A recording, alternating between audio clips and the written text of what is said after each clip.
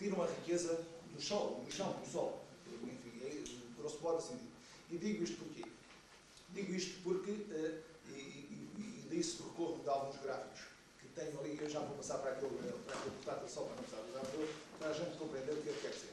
Os gráficos que eu ali tenho, eu não tenho código. Os números que vou dizer são arredondados. Se a gente quiser ir ao pormenor, vamos aos gráficos e até vamos ao site onde eles estão publicados, porque são dados oficiais. São dados da Direção-Geral do Ensino Superior, num estudo que se chama, mais ou menos assim, creio que 10 anos de concurso nacional de acesso. E, portanto, é um tempo relativamente suficiente para tirar conclusões daquilo que tem sido a evolução do ensino superior em Portugal e, concretamente, na procura e na oferta no lado da tecnologia e no lado das engenharias. E com isso, procuro rapidamente vir até aos anos mais próximos, isto é, até aos últimos 3 anos, incluindo este ano. E últimos 3 anos porquê? Porque são os anos que levamos já de implantação do processo de Bolonha no ensino superior em Portugal. E, portanto, isso, enfim, parece não ter nada a ver, e eu não sei se tem, naquilo que eu vou dizer, mas parece que há ali situações que nós podemos hoje perceber como causa das coisas e daquilo em que estamos hoje. Aquele gráfico é a síntese das colocações.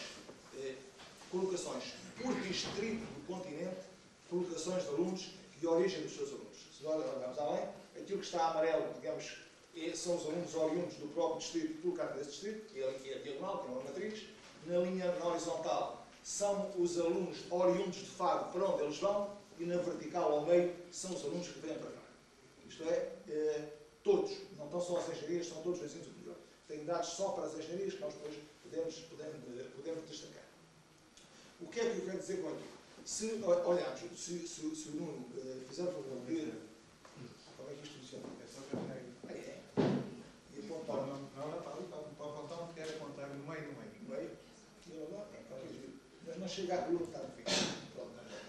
No lado direito, está bom, no lado direito, consegues fazer, desloca a barra ali. Exatamente. Lá mesmo no fim. Pronto, lá mesmo no fim. Aquela coluna a castanho tem a diferença entre os alunos oriundos e os alunos admitidos. Isto é, entre as origens, entre a emissão e a captação. E vemos que do Algarve, que é o nosso distrito de Faro, há um saldo de cerca de 250 alunos que vão daqui embora. Temos cerca de 1.500, até um número redondo, de alunos que o ano passado chegaram à universidade, alunos vindos de fora para todos os cursos, e destes 1.500, eu gostava de dizer, mas estão lá as contas, quantos são do Algarve e quantos não são. E porquê é que eu digo isto? É porque eu, provavelmente, a maioria dos que estão aqui da minha idade que estudámos em Lisboa, que o Macário Correia e Companhia, sabe que poucos de nós que fomos para Lisboa, poucos voltaram para lá. É verdade, isto é verdade. Mais ou menos metade dos que vão embora não voltam. E quem é que não volta? Quem não volta normalmente são aqueles os mais procurados, são realmente de se encontrar um emprego, ficar na investigação, que ficam lá num lado qualquer e um dia mais tarde voltarão à origem ou não voltarão. E portanto, digamos que esta Lisboa e Porto, depois estamos a lembrar para ver de facto algo que explica muito o que é o nosso país, captam, se fosse permitido, isto é, se tivessem capacidade para absorviam toda a procura do ensino superior. Toda, praticamente, Lisboa e Porto. Há um gráfico que nós podemos mostrar isso. E isto resulta tem como consequência, consequências que aquilo, uma zona que eu chamo o arco periférico do país, e temos dados para isso, que é uma zona que eu ligo, digamos, se conseguir olharmos, se tentarmos imaginar o mapa do país na nossa mente, e começarmos em Viana do Castelo, e passando pela periferia, algo que eu chamo o arco periférico do país, começando por Viana e acabando aqui em Faro, terminando em Faro, este ano, estas escolas que aí estão implantadas, são escolas universitárias, estas são escolas de ensino superior politécnico, ficaram com 60%, reparem bem o que eu digo, 60% mínimo, acima disso, de vagas não colocadas nos cursos de engenharia. Não colocadas nos cursos de engenharia. Dizem, Lisboa e Porto encheram, enchem sempre. Qualquer que seja a procura, Lisboa e Porto enchem sempre. E não são só as universidades, são os politécnicos. Eu digo Lisboa e Porto, diga a Universidade Técnica de Lisboa, Politécnico, diga a Faculdade de Ciência e Tecnologia da Universidade, a Faculdade de Ciência e Tecnologia da Nova, digo o Instituto Superior de Engenharia de Lisboa, digo Coimbra, digo o Instituto Superior de Engenharia de Coimbra, digo Porto, o Instituto Superior de Engenharia de Porto. Estas faculdades absorveriam todos os alunos do país, se lá pudessem. E que é que isso significa? Se falar todos fossem, nós ficámos ainda muito mais pobres do que estamos. Isto é, estou eu próprio a falar de regionalização. E porquê? Porque me parece a mim, me parece claro, que algo podíamos fazer para as nossas universidades. E para dizer algo, para dizer também mais o quê? Eventualmente, serei provocador, eu já disse isto à frente do meu reitor, já disse noutros sítios, e procuro dar sempre esta ideia. E a ideia é uma ideia que é economicista, porque aqui começou-se falando de dinheiro, começou-se falando de financiamento, no fundo, o dinheiro leva a financiamento, finança leva, enfim, dinheiro atrai dinheiro e, portanto, faz mover isto. O que é que me parece que se pretende? Portanto, este ano, estas escolas, no final da primeira fase, tinham cerca de 60% de vacas não colocadas. 60% de vacas não colocadas. Se a estas escolas nós retirarmos do Politécnico, o Instituto Politécnico de Leiria, o que é que eu digo Leiria? É porque é um caso especial à parte. Leiria enche sempre, criou ali um seu nicho, criou, enfim, desenvolveu esse tal modo, e está numa zona industrial, numa zona, enfim, altamente desenvolvida, em que o Instituto de Leiria não sofre falta de alunos. Portanto, digo Leiria, e também, de algum modo, a escola, o Instituto Politécnico de Viana do Castelo, que nos últimos anos também, face de uma estratégia de desenvolvimento do alumínio, todas as energias renováveis, das biotecnologias, por aí fora, hoje também, digamos que tem a sua vida garantida nestes tempos. Portanto, se tirarmos essas escolas, os números que eu referi tornam-se piores, vamos para quase 70%. O que é que isto significa? Significa que as universidades são financiadas per capita. Digamos, há um monte, há um pacote global e depois as universidades são financiadas per capita. E está-se mesmo a ver o que é que vai, o que é que acontece. Acontece que as universidades desta periferia do país, digamos que a sua vida está, a sua sobrevivência, pelo lado das engenharias, pelo lado das tecnologias, eu digo, trago para a brasa nesse livro, mas não posso provar que seja o meu sentimento enquanto engenheiro, é o meu sentimento, são aqueles que, de uma forma ou de outra, mais se nota a sua falta nas reuniões. Não são as pessoas das áreas das sociologias, das ciências sociais, que são realmente importantes, do direito, da medicina, mas essas ciências médicas é que acontece exatamente a mesma coisa. Nós temos a ideia que o médico, um aluno vai estar para Lisboa e é raro aquele que volta cá e aqueles só e voltam mais porque eles não cabem todos nos hospitais centrais de Lisboa fazendo a sua especialização. Eu sei do que falo, tenho filhos aqui nesta matéria. Não é por isso, é por opção própria, mas conheço muitos outros que, se lá houver vaga, lá eles ficam e, portanto, cá não voltam. E o país empobrece. O país empobrece. O país gera gente, a gente vai para Lisboa e esse o país hoje gera gente, já não gera gente suficiente sequer para a sustentabilidade geracional. Hoje o Macário Correia aqui diz. Aqui referiu. Isto é, dizem os entendidos da matéria, na demografia e tudo, que para garantir a sustentabilidade geracional, digamos que são valores médios, alguém me corrija, porque eu não tenho a intenção de dizer valores certos, mas andaremos à volta de 2,3 filhos por casal, grosso modo, por aí assim. É o que se escreve por aí, e eu digo isto com a informação que tenho à volta disso. E nós, hoje, em Portugal, estamos à volta de 1,6.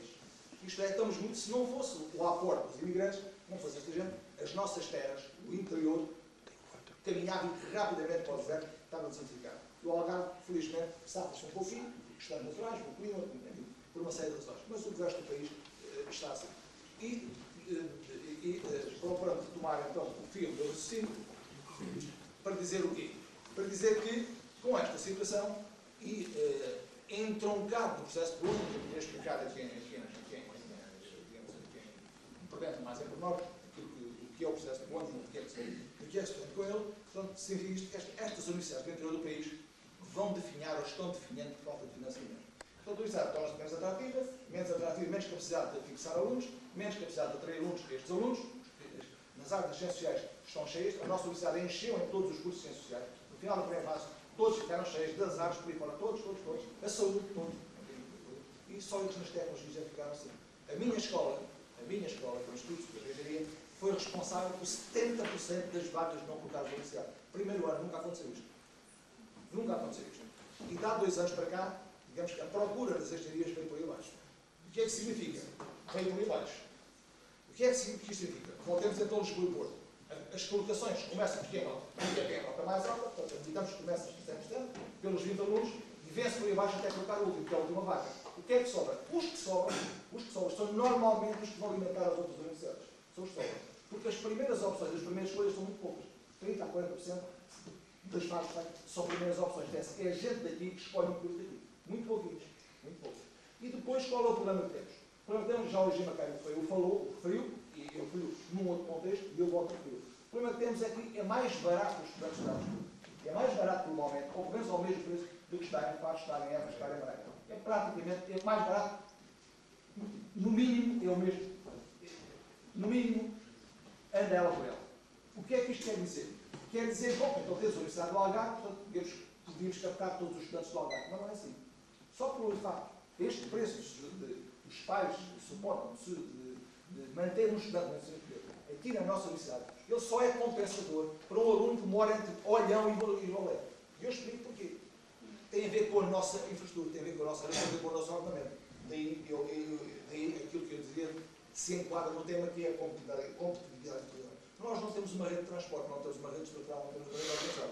E, portanto, só um aluno que vive aqui é que, digamos, o estar em Faro para os pais é atrativo. Porque se ele morar para lá de Albufeira, é mais barato ir para Lisboa do que ir para Faro todos os dias. Mas de cara, dizem meus amigos, é empírico, não tenho estudos. São estudantes que me dizem a mim próprio. Se moram em Albufeira, vão para Lisboa. E porquê? Aí é que eu volto ao processo de Bolonha. Porque temos aqui muitos estudantes, olha, são meus alunos, alguns conheço vir para cá, e para dizer isto, digo, e alguns vão olhar para mim quando tiver todas as bolas, mas então você não nos anda a dizer toda a verdade. Mas eu digo toda a verdade para os meus alunos. Procuro dizer toda a verdade, procuro dizer às autoridades, para que se veja o que está a acontecer. Só nos lado das engenharias. Ora bom, o processo de Bolonha veio definir que todos os cursos superiores em Portugal, algumas exceções, eu estava a dizer isso, seriam cursos com um primeiro ciclo e um segundo ciclo. Primeiro ciclo, no fim do qual o estudante, o licenciado, estava habilitado a desenvolver uma profissão. Tecnicamente habilitado a desenvolver uma profissão. No caso das engenharias, engenheiro técnico ao fim de 3 anos. Designavam-se anteriormente, o processo de Bolonha veio dizer que chamavam-se licenciados. Logo aí começou a haver um conflito de interpretação, que é um licenciado disso. Não tem nada a ver, parece a Europa fora, sempre assim foi. Ao fim de 3 anos são bacharéis e ninguém leva isso a mal, ninguém. Só nós já criámos isto, diz-se hoje que isso é uma explicação. Eu não sei se é, não faço ideia se é. O que é que o mercado, que antes não fazia uma diferença que eu agora, ou fazia pouco, começou a exigir 5 anos destes anos. Isto é, para um engenheiro, só se admitir que um engenheiro é um licenciado que tivesse 5 anos de formação. É o que a Ordem dos Engenheiros impõe, a Ordem dos Engenheiros existe. Mas a ANET, e a Ordem dos Arquitetos, vejo aqui arquitetos na minha frente, exigem, portanto, a ANET exige os 3 anos, ou seja, a Ordem dos Engenheiros exige 5 anos, como a Ordem dos Arquitetos, como outras profissões, no caso, olhamos agora, ouvimos, decorreram recentemente eleições para a Ordem dos Advogados, eles discutiram argumentos entre eles, mas, portanto, os advogados passam um pouco à parte, isso é, os cursos de Direito, mas, concretamente, o mercado nivela e exige, sente-se, pensaste este feeling no ar, o mercado exige os 5 anos. 5 anos significa o quê? Significa um primeiro ciclo de 3 anos e mais um segundo ciclo, que são os mestrados, de 2 anos. E porquê é que eu estou dizendo isto? Dizem, para você está aqui, estamos a fazer a adormecer, eu espero que não adormeça, que é para nós percebermos o que é. E então, há 3 anos, impôs o Ministério, através da Direção-Geral de Ensino Superior, às escolas periféricas, normalmente escolas politécnicas, escolas que dizem os vossos mestrados, os vossos segundo ciclos, não podem ser segundo ciclo de engenharia. Não podem chamar-se de engenharia, arbitrariamente. Alegando que há um rasgo de corpo de sangue, não pode chamar-se de engenharia. E, portanto, o que é que os alunos olham para aqui? Dizem, o último primeiro ciclo é engenharia e tem um segundo ciclo que não é engenharia. Quando querem bater à porta de ordens engenheiros, vão dizer, meu amigo, tu tens de ter 5 anos em engenharia, tens um mestrado que não é engenharia. São todos em engenharia. Não podem chamar-se por imposição arbitrária do Ministério.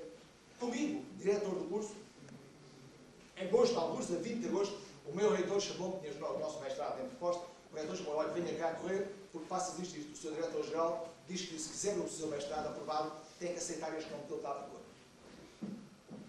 É verdade. Comigo e com todas as escolas do país inteiro. Há algumas exceções que ninguém percebeu bem porquê. Há algumas exceções. Outras sabem-se, no caso do Isel, no caso disso, não tem nenhuma exceção, que são escolas que têm dado técnico, por exemplo, politécnicos, ninguém contesta, portanto, absurdamente mentira. Mas todas as outras do país sofrem disto, salvo uma outra exceção que ainda não se percebeu porquê. Hoje, então, ou melhor, percebe-se, mas não seria delicado estar agora aqui a dizer qual é a minha interpretação de outros colegas que nos reunimos enquanto diretores. Nós percebemos. E, portanto, estas escolas, ao ter estes segundos ciclos, e aos nossos, não é para as escolas, é para os alunos, é para os territórios. São os territórios que sofrem. Portanto, o que é que os alunos, quais são as contas que os alunos fazem? Então, eu entro, estar aqui, a terminar aqui o 3º ano, e depois estar a bater à porta do exato, deixa-me lá entrar para fazer o nosso mestrado, ele vai imediatamente à procura, de uma universidade que só os de Lisboa, de Porto e Coimbra, deu o primeiro, segundo, terceiro ano, mais o quarto e quinto,